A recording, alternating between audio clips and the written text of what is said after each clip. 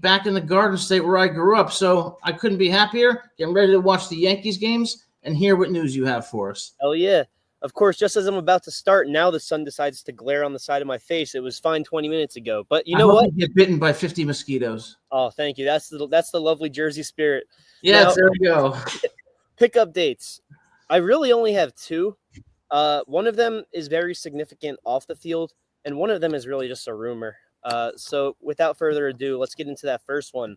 Our kicker, Jai Patel, has been nominated for the 2025 All-State American Football Coaches Association Good Works team.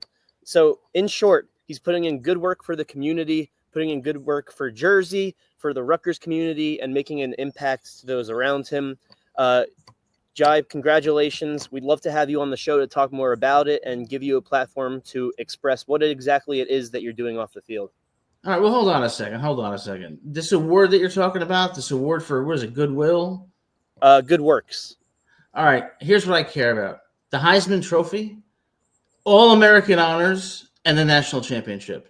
But this is still an award recognizing Jai Patel for not only being a great Scarlet Knights player, but a great person. Congratulations. Yeah, absolutely. And Austin, come on, man. It's still the same color. You know that, right? And by the way, your Nuggets team, they're looking really good next year. Austin immediately coming in with negativity. He's still upset about the Nuggets. He just can't get over it. And those Roosters are probably being very loud tonight in the great state of Kentucky. You know what's being loud around here is the crickets. They won't shut the hell up. And I keep on worrying that they'll get caught in the audio, but I think we're all right. So, yeah, Jai, congratulations, man. We'd love to have you on. Love to talk more about it. Get to know exactly what it is that got you the nomination, and I'm sure that you're worthy. Now, I have other news, but like my NBA account, NBA Rumors and News, this one falls more in the former than the latter. It's really just a rumor that class of 2026 cornerback Jamareis, Jamareis, I think that's Jamareis, quote-unquote JJ Conyers, is down to 4 teams: Rutgers, UNC, Wake Forest, and NC State. He's really a 3.5-star guy. It depends on the website that you look at. Some will have him at 4-star, some will have him at 3-star. And I'm looking to continue the theme of getting something that Bill Belichick wants. I want to take everything from Bill Belichick, so I would be very happy if he came to this team. Yeah, and what we've seen and what we talked about on past shows is that the reach of Rutgers recruiting is becoming national.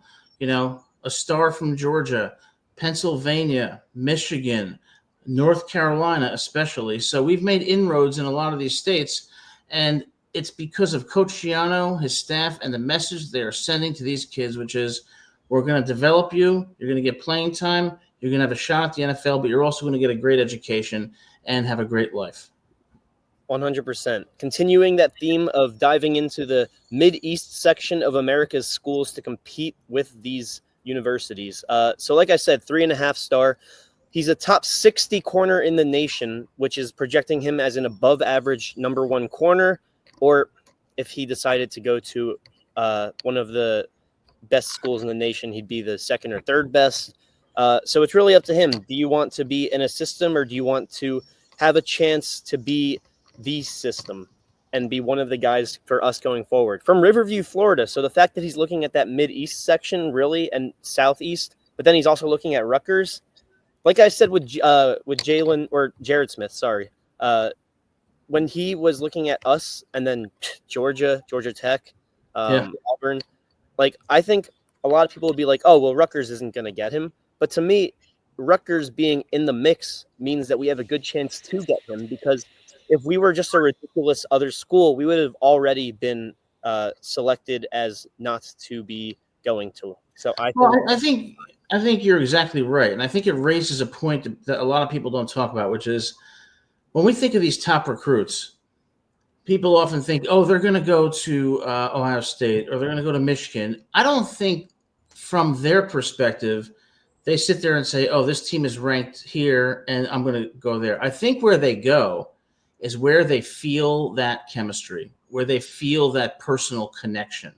And Coach Schiano and his staff during recruiting visits is renowned for really connecting with the players and developing that chemistry. And I think that's why we're getting players, from Georgia who are taking us over Auburn, over Oklahoma State. And I suspect the recruit you just mentioned may say no to Bill Belichick and may come to Piscataway.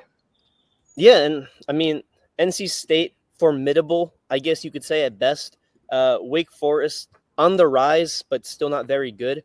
I think we have the best, well, I would say the best ceiling, but a team coached by Bill Belichick. It just, my biases aside, it is tough to say that it's a better program, but I think that we could be a better program. Yeah, I mean, Wake Forest is a great university. As a football program, though, what Wake Forest is best at is losing by only 14 to 17 points to the top teams. And that says something, because a lot of teams get blown out, but Wake Forest is never going to be a powerhouse football program. They have a fantastic baseball program. But I think what these recruits look at is they're thinking about one thing and one thing only, themselves.